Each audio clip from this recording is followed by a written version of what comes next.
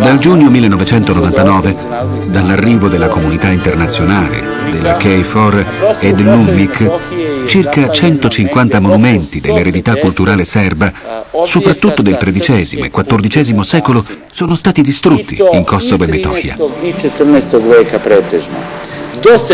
Circa 115 erano stati bruciati prima del 17 marzo 2004 e il 17 marzo, il 18 marzo, il 19 marzo 2004 altri 35 monumenti fondamentali dell'eredità culturale serba, soprattutto del XIV secolo, sono bruciati. Praticamente un intero secolo del popolo serbo è andato distrutto. To bi bilo isto kao kada bi Francuzima neko zapalio Notre Dame ili ne znam, Italijanima.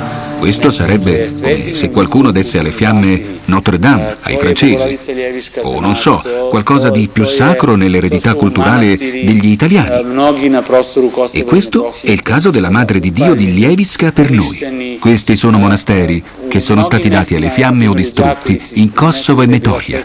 Nel luogo dove sorgeva la chiesa di Đakovica, dopo la distruzione, i bulldozer hanno spianato tutto il terreno per fare posto a un posteggio di auto.